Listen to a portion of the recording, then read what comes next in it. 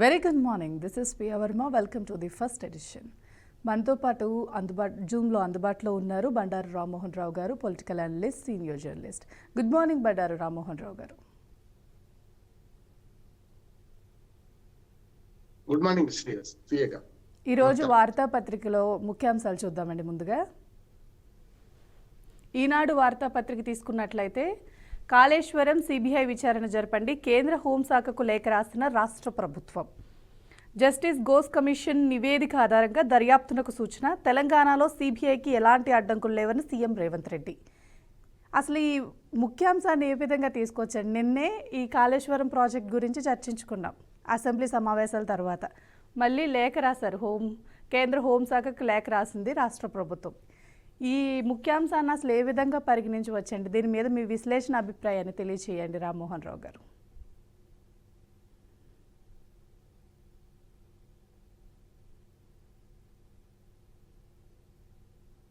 మ్యూట్లో ఉన్నట్టుంది, ఒకసారి చూసుకోండి రామ్మోహన్ రావు గారు. నిమిషం.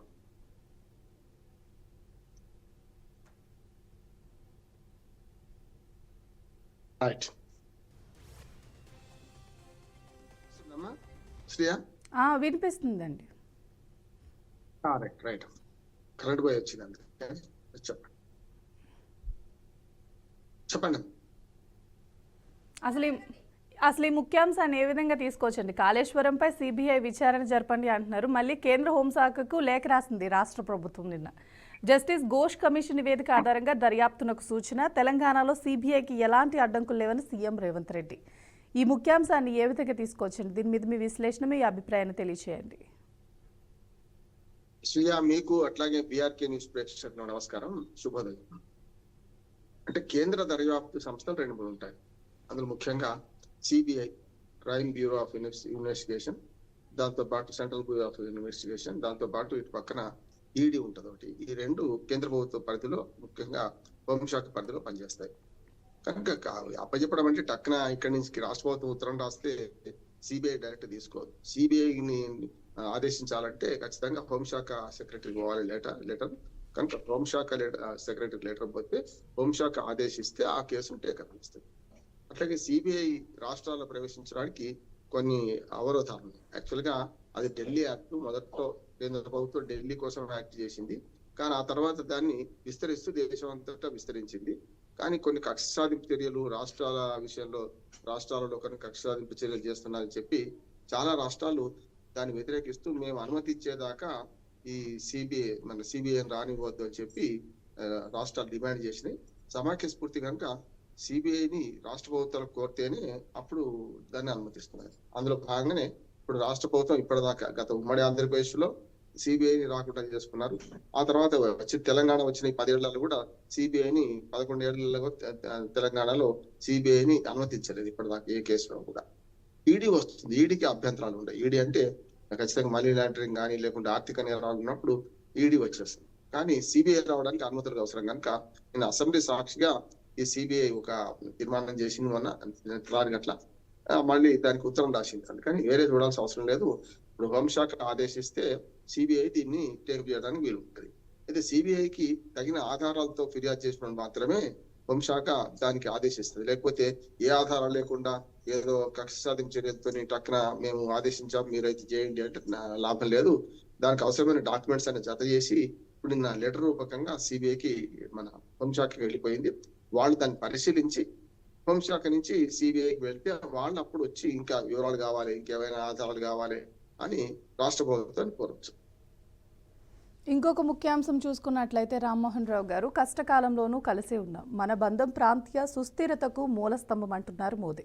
భారత ప్రధానిని తన కారులో తీసుకువెళ్లిన పుతిన్, అందులోనే 3.25 గంట ఏకాంత భేటీ. భారత్తో అనుబంధం పార్టీలకు అతీతమన్న రష్యా అధినేత, ఒకే వేదికపై భారత్, చైనా, రష్యా సారథులు. అసలు ఈ ముఖ్యాంశాన్ని ఏ విధంగా తీసుకొచ్చండి? 7 సంవత్సరాల తర్వాత భారత్ నుంచి మోదీ గారు చైనాకు వెళ్ళటం జరిగింది. భారత్, చైనా, రష్యా 3 దేశాలు కలిస్తే గనక అమెరికా వాణిజ్య ఒప్పందాలు ఏ విధంగా ఉండబోతున్నాయి అంటారు? ఎందుకంటే అధిక సుంకాలు విధిస్తూ ఉన్నారు. మనం రష్యా నుంచి చమురు కొనుగోలు చేస్తున్నామని. ఇప్పుడు అమెరికాకి ఇది పెద్ద దెబ్బే అనుకోవచ్చు కదండి. రామ్మోహన్ రావు గారు. ఖచ్చితంగా ఇప్పుడు అమెరికా చర్యలకు ప్రతిఘటన ఉండాల్సిందంటే మనం కూడా ఏకం కావాల్సింది కదా. ఇప్పుడు శత్రువు మిత్రుడు అన్నట్టు అమెరికాకు చైనా శత్రువు, అటు రష్యా కూడా ఒక రకంగా చెప్పాలంటే. అటువంటి అప్పుడు మనను ఈ రెండింటి నుంచి వేరు చేసి వేరుగా మనం రష్యా నుంచి చమరుకుంటున్నాం కనుక మనం వేరుగా చేసి చూసే ప్రయత్నం చేయడంతో పాటు పాకిస్తాన్ ను మనను కూడా వేరుగా చూసి పాకిస్తాన్కి సుంకాల తగ్గింపు, మనకేమో సుంకాల పెంపు, మరి ప్రతీకార సుంకాలు కూడా వేస్తున్న పోయిన సందర్భంలో మనం కూడా మనదైన రీతిలో మన వాణిజ్యాన్ని నడుపుకోవాలి కదా అనే మాట నడుస్తున్నది. నిన్ననే మళ్ళీ ట్రంప్ కొత్త మాటలు మాట్లాడారు. ప్రతిరోజు మాట్లాడుకుంటున్నాం మనం. నిన్న ట్రంప్ కొత్త మాటలు ఏంటంటే భారతదేశంతో మాకు అవసరం లేదు, పెద్దగా భారతదేశానికి మా అవసరం ఉంది, ఎందుకంటే ఎగుమతులు మేమే ఎక్కువ చేస్తాం అక్కడికి. నిజం, మనం $1,00,000 చేస్తే ఉదాహరణ చెప్తున్నాను, వాళ్ళు 47,000 మాత్రమే మనతో వ్యాపారం చేస్తున్నారు. అంటే సగం కంటే కొంచెం తక్కువనే, 44 చెప్పాలంటే. అంటే 44% మేము అక్కడి నుంచి మనం తెలుసుకుంటుంటే ఏదైనా మనం మాత్రం 100% మనం అక్కడికి ఎగుమతులు చేస్తున్నాం. ఆయన అన్న మాట నిజమే కావచ్చు, కానీ పిల్లిని కూడా గదిలో వేసి కొడితే ఏమవుతుంది శ్రేయ? కానీ ఖచ్చితంగా తిరగబడుతుంది. ఇప్పుడు మనం కూడా ఏంటంటే రష్యాతోని వ్యాపార సంబంధాలు తెచ్చుకోవాలి అని, అట్లాగే చైనాతోని కూడా వ్యాపారం సరిగ్గా ఉండొద్దు మీకు అని చెప్పి ఎప్పుడైతే అమెరికా ఆంక్షలు విధిస్తుందో ఆంక్షలకు వ్యతిరేకంగా మన నిర్ణయాలు మనం తీసుకుంటాం. నేను షాంఘై సహకార సదస్సు రూపంగా 2 రోజులు మంచి అవకాశం వచ్చింది. మొన్న జపాన్ నుంచి పోయిన ప్రధానమంత్రికి బుల్లెట్ ట్రైన్ లో తీసుకెళ్లి మొత్తం దేశం చూపించాడు. దాంతో పాటు 7 ఏళ్ల తర్వాత మోడీ గారు అక్కడికి వెళ్ళారు. మనకి మహాబలిపురం, ఆయన కూడా జిన్పింగ్ కూడా గతంలో మన దగ్గరకు వస్తే మహాబలిపురంలో సమావేశం పెట్టాం. మోడీను జిన్పింగ్ ఇద్దరు మహాబలిపురం శిల్పాల పక్క నుంచి నడుచుకుంటూ పోయిన ఇంకా సీన్లు మనకు గుర్తున్నాయి ఇంకెప్పటికి కూడా. కనుక వారు 7 ఏళ్ల క్రితం వారు మన దేశానికి వచ్చారు, మన ప్రధాని అక్కడికి పోయారు. ఇప్పుడు కూడా 7 ఏళ్ల తర్వాత మన ప్రధాని అక్కడికి పోవడంతో చాలా మంచి సూచనలు కనపడ్డాయి. ఇంకొక మాట కూడా చెప్పొచ్చు, పుతిన్, రష్యా అధ్యక్షుడు పుతిన్, మన ప్రధానమంత్రి మోడీ, అట్లాగే చైనా అధ్యక్షుడు జిన్పింగ్, ఈ ముగ్గురు మాట్లాడుతుంటే ఔరంకి షాదీ మే అబ్దుల్లా దివాన్ అన్నట్టు పాకిస్తాన్ ప్రధానమంత్రి షహబాజ్ షరీఫ్ కూడా అక్కడికి వచ్చి నిలబడ్డాడు. ఆయనను ఎవ్వరు పట్టించుకోలేదు, ఈ ముగ్గురు కూడా పట్టించుకోలేదు, మన ప్రధానమంత్రి అయితే అసలు పట్టించుకోలేదు. అంటే నిరసన వ్యక్తం చేయడానికి మంచి అవకాశంగా ఇది చూసుకున్నారు. వరకు చెప్పానంటే షహబాజ్ షరీఫ్ ఇతరం ఒక వ్యక్తి నిలబడాల్సి అవసరం వచ్చింది అక్కడ. కనుక మన విదేశీ విధానంలో RIC రష్యా, ఇండియా, చైనా వ్యాపార వాణిజ్య బంధాలు మరింత బలోపేతం చేసుకుంటాం. ఇది ప్రపంచానికి ఒక సూచిక. అంటే మీరు మా పట్ల అవలంబిస్తున్న దుర్మార్గ విధానానికి మేము తీటని జవాబు ఇస్తున్నాం. ఈట్కా జవాబు పత్తర్సే దేత, ఇటుకతో మీరు కొడితే రాయితో మేము కొడతామనే మాటను మనం చెప్పినాం. ఇవాళ నిన్న మొన్న 2 రోజుల షాంఘై సదస్సు ద్వారా మన విదేశాంగ విధానాన్ని, మన వాణిజ్య సంబంధాలను మనం మరొకసారి పునఃసమీక్షించుకుంటున్నాం. అట్లాగే చైనాతో కూడా వ్యాపార సంబంధాలు పెంచుకోవడానికి ఒప్పందాలను కుదురుతున్నాయి. మొన్న విదేశాంగ మంత్రి, చైనా విదేశాంగ మంత్రి మన దేశానికి రావడం, మన దేశ భద్రతా సలహాదారు అజిత్ దోవల్ చైనాకి వెళ్ళడం, రష్యాకి వెళ్ళడం, ఇవన్నీ చూస్తే మనం 3 దేశాల బంధం మరింత బలంగా మారే అవకాశం అయితే ఉన్నది. నిన్న మొన్న ఈ 2 రోజుల సదస్సు మన వాణిజ్య సంబంధాన్ని, చైనాకు మనకు వాణిజ్య సంబంధాన్ని మరింత పటిష్టం చేసిందని నేను.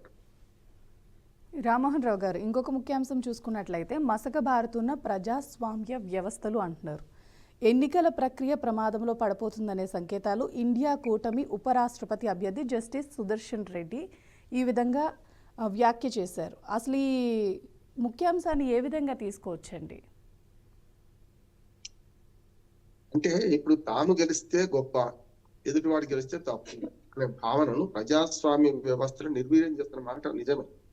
గతంలో రాజ్యాంగ వ్యవస్థ నిర్వీర్యం చేసింది మొదలు కాంగ్రెస్ పార్టీ నుంచి మొదలైంది, ఇప్పుడు వీళ్ళు కూడా చేస్తున్నారు బీజేపీ. కానీ ఇట్లా బదనాం చేసుకుంటూ ప్రజల తీర్పును ఆహ్వానించినట్టే అంటారు.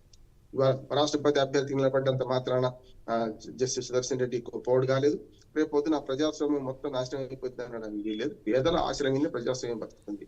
ఈ మేధావులందరూ కూడా తాము ఓట్లేయరు. ఒకసారి వీళ్ళందరినీ అసలు ఓటింగ్ చరిత్ర చూడాలంటున్నాను నేను. సుదర్శన్ రెడ్డి గారు కాదు, ఈ మేధావులు, పెద్ద వాళ్ళు, చదువుకున్న వాళ్ళు, రాజ్యాంగ వ్యవస్థల మీద అద్భుతమైన ఉపన్యాసాలు ఇచ్చేవాళ్ళు, మన గణేశ్వర కర్ణాటకలో గిరీశన్ లాగా మాట్లాడే వాళ్ళందరినీ ఒకసారి హెచ్చరిక ఏంటంటే, మీరు గతంలో ఎప్పుడైనా ఓటేశారా, ఎప్పుడు వేశారు? వీళ్ళందరినీ ఒకసారి మనం గమనించాలంటారు. సెలబ్రిటీస్ లో ఉన్నప్పుడు ఏదో ఫ్యాషన్ పోయి ఫలానా వారు ఓటేశారు ఇంకో మార్కు పెట్టుకుని ఇట్లా చూపించడం కాదు సమస్య. వాళ్ళు ఈ ప్రజాస్వామ్య దేశంలో 18 సార్లు పార్లమెంట్ ఎన్నికలు జరిగినాయి. ఇక్కడికక్కడ రాష్ట్రాల్లో 18-20 సార్లు ఎలక్షన్ జరిగిన సందర్భాలు ఉన్నాయి. అటువంటి సందర్భాలలో వీళ్ళు ఓటు వేసారా లేదా? ప్రజాస్వామ్యం గురించి ఎక్కువ ప్రసంగాలు ఇచ్చేవాళ్ళు చాలా మంది ఓట్లు వేస్తలేరు అంటారు. అందుకని ఇవాళ ప్రజాస్వామ్యం నాశనం అయిపోతుంది, హననమైపోతుంది అని మొత్తుకునే వాళ్ళందరినీ కూడా నా హెచ్చరిక ఏంటంటే, నా హెచ్చరిక అంటున్నాను, మీ ఓటర్ గా మీ బాధ్యత నెరవేర్చండి, ఆ తర్వాత మీరు ప్రజాస్వామ్యం గురించి మాట్లాడండి. మేమైతే ఓటు వేయము, పోలింగ్ బూత్కి వెళ్ళము, మేము మాత్రం మాట్లాడతామంటే లాభం లేదు. సరే, రాజ్యాంగ హననం ఎప్పుడు జరుగుతుంది, ఎప్పుడు జరిగింది, ఎట్లా జరిగింది అనేది అప్పుడు ఉంది, ఇప్పుడు ఉంది. రాజ్యాంగ వ్యవస్థను కొంచెం గుప్పిట్లో పెట్టుకొని పాలిస్తున్న సందర్భం చూస్తున్నాం. గవర్నర్లను ఎట్లా నియంత్రిస్తున్నారు, సమాఖ్యవేత్తలు ఎట్లా నాశనం చేస్తున్నారు, 350 ఆర్టికల్ పట్టుకొని గతంలో రాష్ట్ర ప్రభుత్వాలను ఎట్లా రద్దు చేశారు. ఇప్పుడు వీళ్ళు అంటగా గతంలో చేసిన పార్టీ కదా ఎమర్జెన్సీ విధింపుతో పాటు ఇప్పుడు కూడా ఈ రాజ్యాంగ హననం జరిగితే మనం గట్టిగా వ్యతిరేకించాలి. సుదర్శన్ రెడ్డి గారి ఇంటిగ్రిటీ కానీ, సుదర్శన్ రెడ్డి గారి గొప్పతనం కానీ ఎవరు తక్కువ చేయడం. కానీ ఇప్పుడు ఇండి కూటమి మాట్లాడుతున్న ఏది ఓటు చోరీ, ఇవన్నీ చాలా ప్రజల్ని అవమానించడం, ప్రజల తీర్పును అవమానించడం అంటున్నారు. ప్రజలకు తీర్పు ఇచ్చిన తర్వాత దాన్ని ఈవీఎంల మీద నెట్టడమో, లేకపోతే రాజ్యాంగంలో ఉన్న లొసుగులను పట్టుకొని చేయడమో, లేకపోతే ఓట్ల ఓటర్ లిస్ట్ లో తప్పులను పట్టుకొని చేయడమో, ఇవన్నీ బట్టి ఎన్నికల కన్నా ముందు ఇవన్నీ మాట్లాడండి అంటున్నాను. ఎన్నికలకు ముందు బీహార్ లో యాత్ర చేస్తున్నారు కదా, నిజంగానే బీహార్ లో ఎన్నికల సంస్కరణ జరిగి మంచి ఓటర్ లిస్ట్ మంచి వస్తే మంచిది అంటున్నారు. అది జరగాల్సింది విడిచిపెట్టి ఒకరినొకరు ఆరోపించుకుంటూ ప్రజాస్వామ్యాన్ని, ముఖ్యంగా ప్రజల తీర్పును అవమానిస్తున్నారు వీళ్ళందరూ. ఎస్ రామ్మోహన్ రావు గారు, ఇంకొక ముఖ్యాంశం చూసుకున్నట్లయితే సిబిఐ విచారణపై ఎలా ముందుకెళ్దాం. కేసీఆర్తో కేటీఆర్తో సహా బారాస నేతలందరూ భేటీ అవడం జరిగింది. కవిత వ్యాఖ్యలపైన చర్చ జరిగింది. కవిత ఎటువంటి వ్యాఖ్యలు చేశారంటే, హరీష్ సంతోష్ల అవినీతి వల్లే కేసీఆర్కు మరక వాటిల్లింది అంటున్నారు. వారు వెనక ఉండి కుట్రలు చేస్తున్నది సీఎం రేవంత్ రెడ్డి. బారాస ఎమ్మెల్సీ కవిత తీవ్ర ఆరోపణలు చేశారు హరీష్ రావు మీద, సంతోష్ మీద. అలాగే కేసీఆర్కు తెలంగాణ ధ్యాస తప్ప తిండి మీద, డబ్బు మీద అసలు ధ్యాసే ఉండదంటున్నారు కవిత. హరీష్ రావు మీద, సంతోష్ మీద చేసిన వ్యాఖ్యలను ఏ విధంగా తీసుకోవచ్చు? ఇప్పుడు కేసీఆర్ గారు కేటీఆర్తో సహా ఈ బారాసా నేతల భేటీలో ఏం చర్చించినట్లు తెలుస్తుంది రామ్మోహన్ రావు గారు? అంటే గారు నూతిన వడ్డు మీద 100 రాళ్ళు అంట. అధికారం పోయింది. గత 21 నెలలుగా ఆల్మోస్ట్ ఆల్ 1-2 సార్లు అసెంబ్లీకి వచ్చిపోయినా కూడా ప్రమాణ స్వీకారం అప్పుడు ఇంకొకసారి వచ్చిపోయారు అంతే తప్ప ఇప్పటి వరకు అసెంబ్లీ కూడా రావడం లేదు. కేసీఆర్ గారు ప్రతిపక్ష నాయకుడిగా ఫామ్ హౌస్ కే పరిమితమయ్యారు. ఈ దశలో గుడ్డల మీద కుంపట్లాగా బిడ్డ ఒక 3 ఆరోపణలు చేసింది ఇప్పటి వరకు. మొట్టమొదటిగా అమెరికా నుంచి రాగానే నా లేఖ ఎవరు లీక్ చేశారు, ఇదో పెద్ద సమస్య. పులిరాజాకు ఎయిడ్స్ వస్తుందా అన్నంత సమస్య ఇది. అంటే నా లేఖ ఎవరు లీక్ చేశారని చెప్పి మొదలుపెట్టి మెల్లగా అన్న వైపు బాణాలు విసిరింది ఆమె. ఆస్తుల పంచాయతీ, డెఫినెట్ అధికార పంచాయతీ మనం అనుకున్నాం. రెండోసారికి వచ్చేకల్లా ఆమె మన ఫామ్ హౌస్, మన ఏమంటారు దాన్ని, ఫామ్ హౌస్ లో దయ్యాలు ఉన్నాయి, దేవతలు, మన కేసీఆర్ గారు దేవుడు పక్కన దయ్యాలు ఉన్నాయి. దేవుడు పక్కన దయ్యాలు ఉంటాయా? దేవుడు పక్కన దయ్యాలు ఉంటే దేవుడే కాదు కదా అని నేను అనుకున్నాను కూడా. అందుకని ఏమంటున్నా, తర్వాత నాకు సింగరేణి మన కార్మిక సంఘం గౌరవ అధ్యక్షుడు ఆమెను తొలగించడం, కొప్పులు ఈశ్వరిని పెట్టడం, అప్పుడు కూడా పెద్ద ఎత్తున గొడవ జరిగింది. అట్లెందుకు మన కేసీఆర్ కు మన వైసీ ఘోష్ కమిషన్ నోటీసులు ఇష్యూ చేసిన తర్వాత పెద్ద రాద్ధాంతం చేసి మన ధర్నా పార్క్ లో అందరికంటే నేనే గొప్ప కూతురుగా నేను బాగా పరిచయం చేస్తున్నా అని చెప్పి ఆమె ధర్నా చేసి చూసినాం. హైకోర్టుకి వెళ్ళడం, పర్మిషన్ తెచ్చుకోవడం కానీ చూసినాం. ఎక్కడ కూడా బీఆర్ఎస్ జెండా కానీ, బీఆర్ఎస్ ఓకర్లు కానీ లేకుండా తనదైన చరిత్రలో జాగృతి జెండా పెట్టుకుని ఆమె అది వేరు. ఇప్పుడు నిన్న తెచ్చిన బాంబు అయితే ఒక రకంగా చెప్పాలంటే, ఇంటిలోని బోరు ఇంటింత కాదయ్యా విశ్వదాభిరామ ఇంద్రవేమ అన్నట్టు. అంటే చెప్పాను కదా, నూతిలో బట్టిన మీద 100 రాళ్ళు ఎత్తినట్టే. మొన్నటి దాకా పేరు చెప్పకుండా బీఆర్ఎస్ లో ఉన్న కొన్ని శక్తులు ప్రయత్నం చేస్తున్నాయి అట్లా ఇట్లా. ఇప్పుడేమో అవినీతి అంటే పంకిలం అంటేనేమో కేసీఆర్ గారంట, కానీ చుట్టూ ఇద్దరు ఉన్నారు, వీళ్ళు మాత్రం అంటే కేటీఆర్ ని పక్కన పెట్టింది, మళ్ళీ ఇక్కడ విభజించింది. అంటే హరీష్ రావు, సంతోష్ వాళ్ళిద్దరూ అవినీతి చేస్తున్నారు. అవినీతి చేస్తుంటే అంటే బంధు ప్రీతితో చూస్తూ ఊరుకోవడం కూడా అవినీతే కదా. ఒకవేళ కేసీఆర్ మంచివాడు అనుకుందాం కొద్దిసేపటికి, అటువంటి అప్పుడు అవినీతి చేస్తుంటే మరి హరీష్ రావు మేనల్లుడు పక్కన కొడుకు వారసనే కనుక సంతోషను హరీష్ రావును భరిస్తున్నారు, చూస్తున్నారంటే మరి అవినీతిని భరిస్తున్నట్టు లెక్క కదా. కాకపోతే ఆమె ఉదాహరణ చెప్పింది, 2018లో రెండోసారి బీఆర్ఎస్ అధికారంలోకి వచ్చిన తర్వాత ఆయనను హరీష్ పక్కన పెట్టి, హరీష్ ఒక్కనే కాదు కేటీఆర్ కూడా పక్కన పెట్టింది ఆనాడే. ఆయన కేసీఆర్ గారు ఎవరికి మంత్రివర్గంలో స్థానం ఇవ్వకుండా బంధువులకు కానీ వేరే వాళ్ళ ఎవరికి కూడా కేవలం మనకు మహబూబ్ అలీ హోమ్ మినిస్టర్ గా, తాను ముఖ్యమంత్రిగా ఇద్దరితోనే ప్రమాణ స్వీకారం చేసి 3-4 ఏళ్ళు నడపలేదు చూసినాం కదా. 3-4 ఏళ్ళు మంత్రివర్గంలో ఇద్దరే ఉన్నారు, నడిపారు చూసినాం కదా మనం. అటువంటి అప్పుడు హరీష్ రావునే పక్కన పెట్టారంటాను వీల్లేదు. కేటీఆర్ కూడా పక్కన పెట్టారు. మరి కేటీఆర్ ఎస్ వార్త ఎప్పుడు రామ్మోహన్ రావు తెలియదు గారు. మనకు. అన్నిటికంటే ముఖ్యంగా ఈ రాజకీయాల్లో హత్యలు ఉండవు, ఆత్మహత్యలు ఉంటాయి. అంటే తానకు తాను ఇవాళ పార్టీ లైన్ దాటి 3 సార్లు బయట మాట్లాడుతుంది కనుక ఇప్పుడు నిన్నంతా రాత్రి అంతా ఇప్పటికి ఏం జరిగిందో తెలియదు కానీ నిన్న మొత్తం 12 గంటల ఒక పెద్ద సుదీర్ఘ సమావేశం జరిగింది. దానిలో ఆమె లిల్లీపుట్ అన్న జగదీష్ రెడ్డి ఉన్నాడు, అట్లానే పల్లా రాజేశ్వరరెడ్డి తదితర నాయకులు ఉన్నారు. నిన్నంతా చర్చ జరిగింది. ఇక ఉపేక్షిస్తే మాత్రం బీఆర్ఎస్ లో చాలా పెద్ద ఎత్తున ముసలం పుట్టే అవకాశం ఉంది అంటున్నారు. ముసలం అని ఎందుకంటున్నారంటే యాదవ కులంలో ముసలం పుట్టినట్టు గతంలో శ్రీకృష్ణుడికే తప్పలేదు. ఇవన్నీ కూడా మనం చూసినాం కనుక శ్రీకృష్ణుడికే కొడుకు రూపంగా ఒక శత్రువు వచ్చాడు. అట్లానే ఇప్పుడు బిడ్డ రూపంలో ఈయనకు ఒక రకంగా చెప్పాలంటే గుండెల మీద కుంపడిలాగా తయారైంది అనుకుంటున్నాను నేను. ఒకవేళ అవినీతికి వీళ్ళిద్దరే కారణమైతే వీళ్ళని చూస్తూ ఊరుకొని వీళ్ళకి ఇప్పటిదాకా ఏ రకంగా మంత్రి పదవులు రకరకాల రాజ్యసభ సభ్యత్వం ఇచ్చారు కదా, మరి అది నేరస్తుడు ఆయన కూడా అవుతారు కదా. అంతేందుకు ప్రజలు అడుగుతుంది ఏంటంటే అసలు నీ పార్టీ పంచాయతీ పక్కన పోనీ అంటే మీకు ఇన్ని ఫామ్ హౌస్లు ఇంత ఆస్తులు ఎక్కడి నుంచి వచ్చినాయి? నిజంగా నేను నా బిడ్డ నా పెళ్లి చేసేటప్పుడు కూడా మా నాన్న కష్టపడ్డాడని ఆమె అన్నది కదా. అటువంటి అప్పుడు మరి అంత కష్టంలో ఉన్న వాడికి ఇవాళ ఫామ్ హౌస్లు ఇవన్నీ ఎక్కడి నుంచి వచ్చినాయి? ప్రజల ఆస్తులు కావు, ఇవన్నీ కూడా సమస్య వస్తుంది కదా. ఇప్పుడు 1,000 అడుగు చూపెడితే 4,000 ఇడిదిక్కుంటాయి. కవిత పోకడంతా ఎట్లా పోతుందంటే రేపు పొద్దున పార్టీని నాశనం చేసే పరిస్థితి పోతుంది. ఇంకొక మాట చెప్పి ముగిస్తారు. పార్టీ ఉంటే ఎంత పోతే ఎంత అన్నది తప్పు అంటున్నాను. ఇవాళ పార్టీలో లక్షలాది మంది 60 లక్షల సభ్యత్వం ఉన్నది. లక్షలాది మంది సభ్యులు పార్టీలో ఆమె వాళ్ళ చెమట రక్తం ధారపోసి పార్టీ నిలబెట్టుకున్నారు. పార్టీ ఉద్యమ సంస్థగా ఉన్నప్పుడు, తర్వాత ఉద్యమ సంస్థ నుంచి అధికారంలోకి వచ్చినాక వాళ్ళు ఏం బాగుకున్నారు? నీకన్నా ఎమ్మెల్సీ వచ్చింది, నీకన్నా ఎంపీ వచ్చింది, ఒక బిడ్డగా, కేసీఆర్ బిడ్డగా. లేకపోతే మహిళలు చాలా మంది ఉన్నారు కదా పార్టీలో. అంటే ఆ పార్టీ పేగుబంధం లేకపోవడం వల్ల వస్తున్న సమస్య. వీళ్ళందరూ మధ్యలో వచ్చిన వాడు. ఒక రకంగా చెప్పారంటే కేసీఆర్ ఎస్ తో మొదటి రామ్మోహన్ నుంచి రావు ఉన్నాడు గారు. హరీష్ రావు. కేసీఆర్ కొడుకు లేడు, బిడ్డ లేదు కనుక మీరు పేగుబంధం ఎప్పుడు ఉంటది? మొదటి నుంచి ఉన్నప్పుడు ఉంటది. మీరు మధ్యలో వచ్చిన దత్తపుత్రులు వీళ్ళందరూ కూడా ఉద్యమంలో అంటున్నాడు. ఎందుకంటే దత్తపుత్రులు అంటే కేసీఆర్ సొంత బిడ్డ కాదట్లేదు కదా.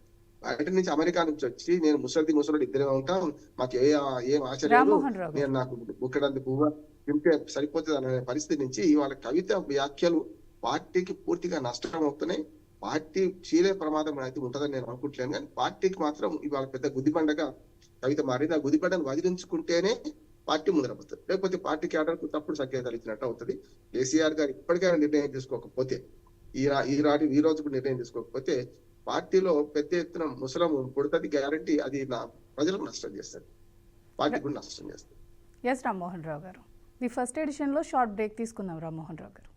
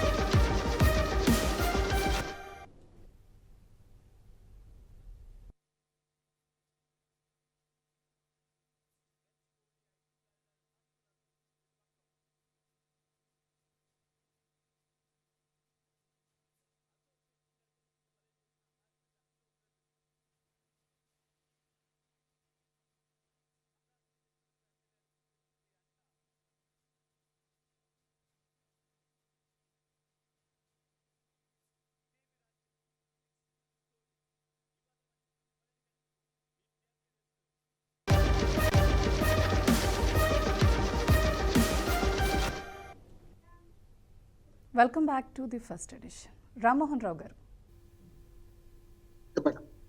ఇంకొక ముఖ్యాంశం చూసుకున్నట్లయితే నేను సిద్ధం, మీరు సిద్ధమా అంటున్నారు చంద్రబాబు నాయుడు గారు. అన్నింటిపైన చర్చిందాం, మీ 11 మంది అసెంబ్లీకి రండి.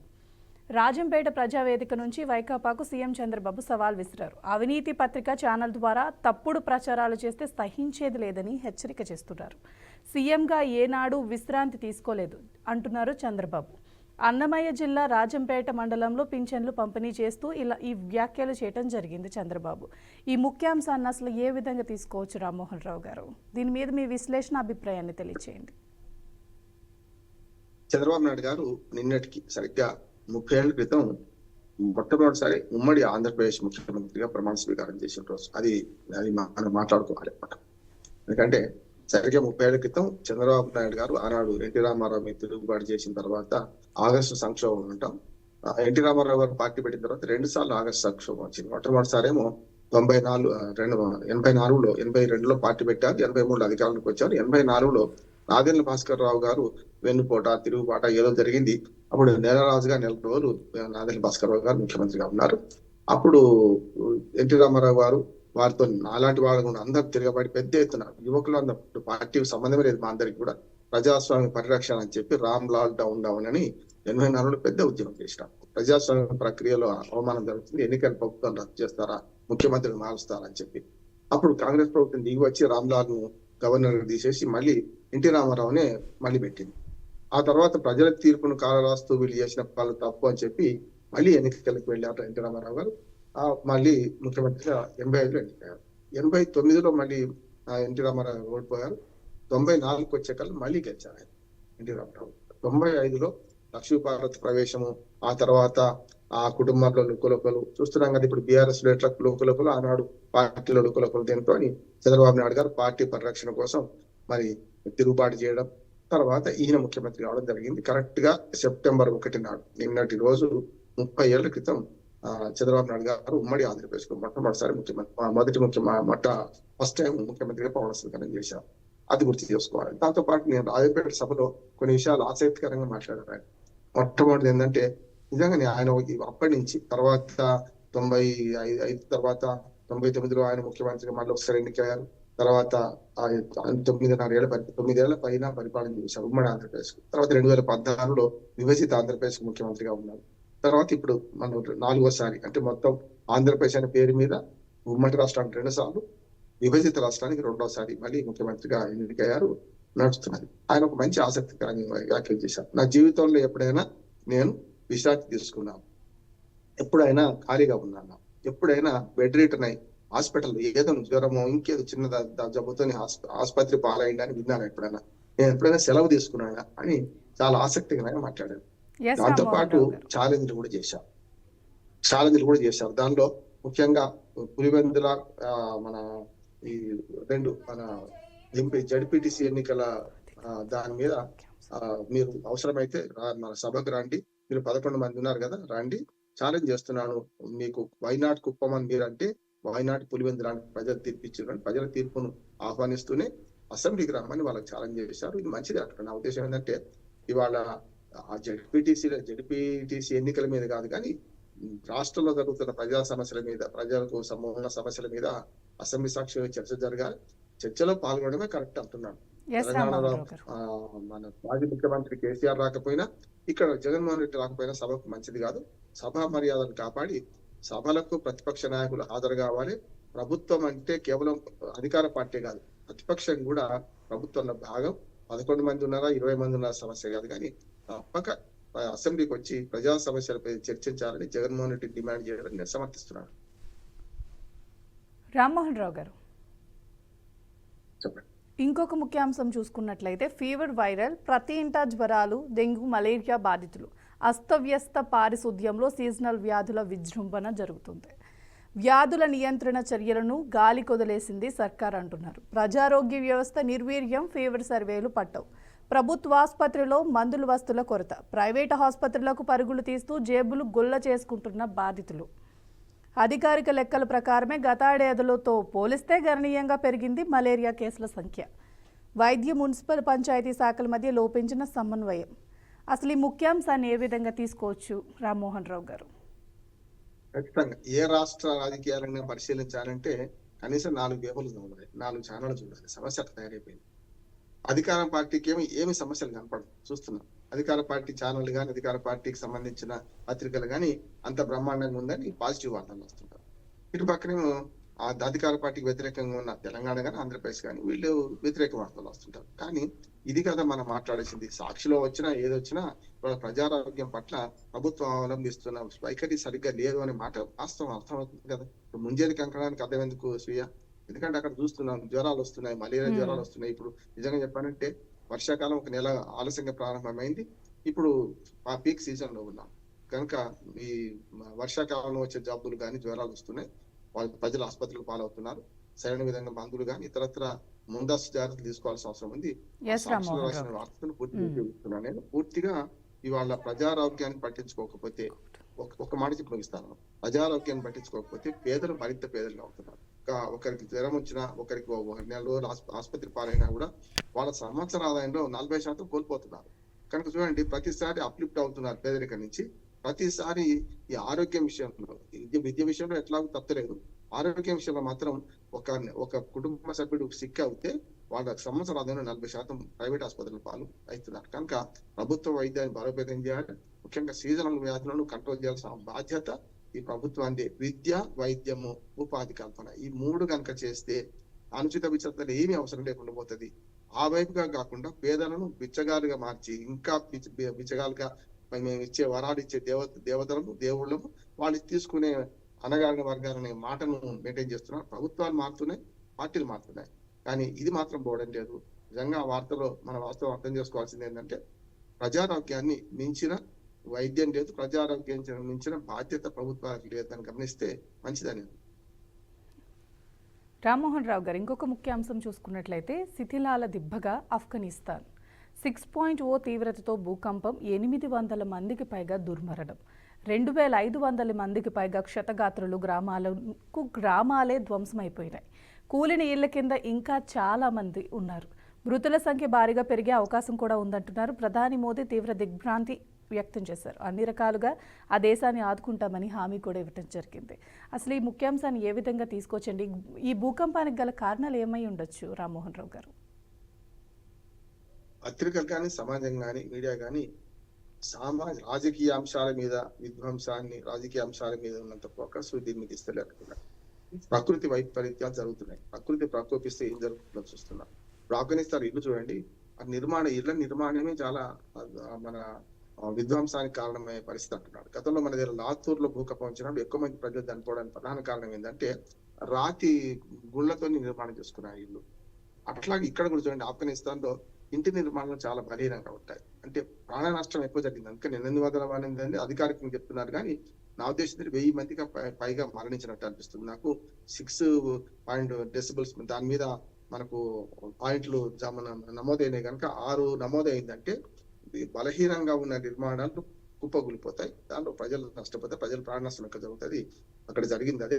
ప్రధానమంత్రి మోడీతో సహా అందరూ మనం చాలా ప్రపంచ దేశాలన్నీ కూడా ఆ సహాయం ప్రకటించినాయి. మనం కూడా గతంలో ఆఫ్ఘనిస్తాన్ చాలా సహాయం చేసినాం. పార్లమెంట్ భవనం కట్టించినాం, ఆరోగ్య విషయంలో సహాయం చేసినాం, విద్య విషయంలో సహాయం చేస్తున్నాం.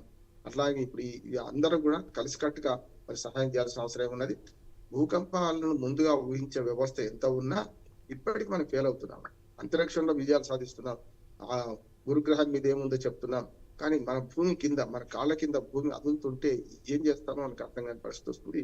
భూకంపాలను కొంచెం ముందుగా పసిగట్టినా కూడా ఆయా ప్రాంతాల నుంచి వాళ్ళని తరలించే అవకాశం ఉంటుండే, కానీ కొంచెం అంటే కనీసం 20 గంటల ముందు, 24 గంటల ముందు పసిగట్టే వ్యవస్థ ఇప్పటికి కూడా వస్తలేదు అంటున్నాను.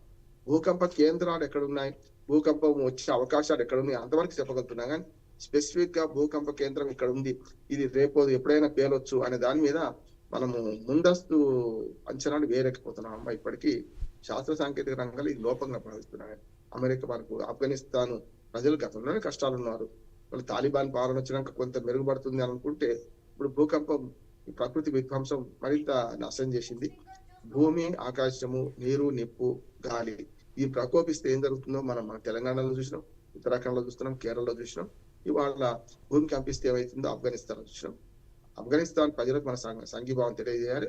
వాళ్ళకు ఆర్థిక సహాయంతో పాటు అన్నార్థులకు అన్నం పెట్టడమే నిజమైన సేవ కదా. ఆకలికి అన్నము, వేదనకు ఔషధం అన్న కనుక ఈ రెండింటిని కూడా మన భారతదేశ ప్రభుత్వం పంపుతుందని నేను ఆశిస్తున్నాను. గతంలో పంపింది కూడా. చూద్దాం ఏం జరుగుతుందో. మొత్తం మీద మాత్రం ఆ విధ్వంసానికి కారణమైన భూకంపాన్ని మనం ఏం చేయలేం, కానీ రాజకీయ భూకంపాలు కావుగావి అని కూడా ప్రకృతి వైపరీత్యాన్ని తట్టుకునే విధంగా ఆత్మస్థైర్యాన్ని ఇద్దాం. అవసరమైన ఆహారము, మందులు సప్లై చేసే ప్రయత్నం చేస్తున్నాం మనం. రామ్మోహన్ రావు గారు, ఇంకొక ముఖ్యాంశం చూసుకున్నట్లయితే సిపిఎస్ రద్దు హామీని నిలబెట్టుకోవాలి అంటున్నారు. పిఆర్టీయూ ఆధ్వర్యంలో ఇందిరా పార్క్ వద్ద ఉపాధ్యాయులు భారీ ధర్నా చేపట్టారు. వేలాదిగా వచ్చారు టీచర్లు. నల్ల దుస్తులతో నిరసన చేశారు. ఏడాదిలోగా పాత పెన్షన్ పథకాన్ని పునరుద్ధరించాలి అంటున్నారు. ఉద్యోగులు జేఏసీ తీర్మానం ఇది. అసలు ప్రభుత్వం ఏ విధంగా స్పందిస్తుందండి? ఈ భారీ ధర్నా తరువాత టీచర్లకి న్యాయం జరిగే అవకాశం ఉందంటారా? అసలు ఈ డిమాండ్ తప్పు అంటున్నాను, టీచర్లకు వ్యతిరేకంగా.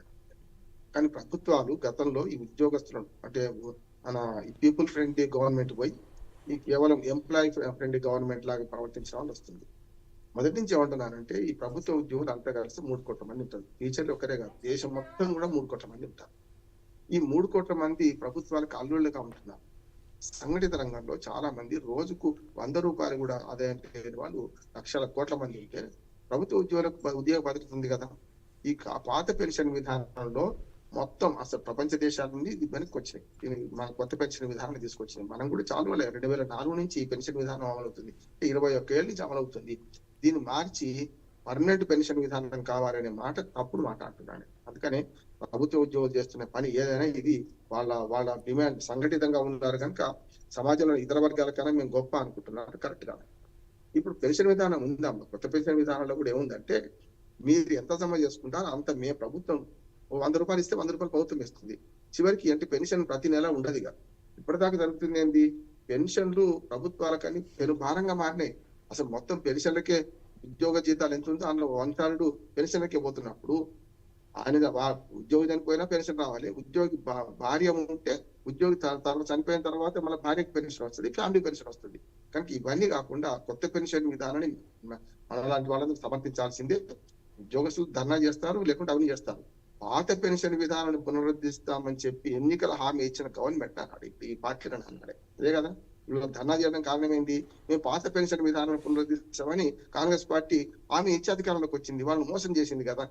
నేను ఆనాడే అన్నాను, ఇటువంటి దుర్మార్గమైన హామీలు వాళ్ళు ఇస్తున్నారు, మీరు నమ్మొద్దని ఉద్యోగులను హెచ్చరించారు. కానీ ఉద్యోగులు వినాడు కదా. చాలా మంది కోపం వస్తుంది. చాలా మంది ఉద్యోగులు సమర్థిస్తుంటారు, సంఘటిత రంగంలో ఉన్న వాళ్ళు సమర్థిస్తుంటారు. అసంఘటిత రంగంలో కోట్లాది మంది పనిచేస్తున్నారు. వాళ్ళకి ఏ భద్రత ఉన్నది, వాళ్ళకి ఏ రకమైన పెన్షన్లు వస్తున్నాయి? మీరు ఒక్కసారి 35 ఏళ్ళు మీరు పనిచేస్తే మొత్తం ఉద్యోగంలో ఎన్ని అవినీతి క్రమాలు చేసినా ఏం చేసినా మిమ్మల్ని తీసేసే వాళ్ళు లేరు, మిమ్మల్ని అడిగే వాళ్ళు లేరు. ఈ పాత పెన్షన్ విధానం పునరుద్ధరించాలనే మాట మీద కేంద్రం ప్రతిపాదన రాష్ట్ర ప్రభుత్వం అంగీకరించింది. ఇదే కాంగ్రెస్ హయాంలో అంగీకరించింది. గతంలో 2004 అంటే కాంగ్రెస్ ప్రభుత్వం ఉంది కదా, అంతకుముందు తెలుగుదేశం ఉంటే. కనుక అన్ని పార్టీలు డొల్లతనంతో ఉద్యోగులను మచ్చిక చేసుకోవడానికి చేస్తున్న పని. ఉద్యోగులు కూడా దయచేసి మోసపోవద్దు. ఈ పాత పెన్షన్ విధానం కొనసాగుతుంది. అది ఆంధ్రప్రదేశ్ లో కానీ తెలంగాణలో. ఆంధ్రప్రదేశ్ లో కూడా అంతే కదా. జగన్మోహన్ రెడ్డి తీసేసి లేదు కదా. అందుకనే ఈ అలవి గారి హామీలు ఇచ్చి ఉద్యోగులను ప్రసన్నం చేసుకుని ఓట్లు వేయించుకోవడానికి ఓటు బ్యాంక్ రాజకీయాలుగా అమాయకులు మోసం చేస్తుంటే వేరు. కానీ ఉద్యోగులు కూడా మోసపోవడం అంటే వాళ్ళు వరకు చెప్పాలని పార్టీల జిలివే చక్కర్లో పార్టీల ప్రలోభంలో పడ్డట్టే లెక్క. ఇప్పుడు వాళ్ళ డిమాండ్ ఏమీ నెరవేరదు. పాత పెన్షన్ విధానం మళ్ళీ రావడం అనేది అసాధ్యం అంటున్నాను. థ్యాంక్ యూ రామ్మోహన్ రావు గారు. ఇది ది ఫస్ట్ ఎడిషన్. చూస్తూనే ఉండండి BRK న్యూస్ తెలుగు సత్తా.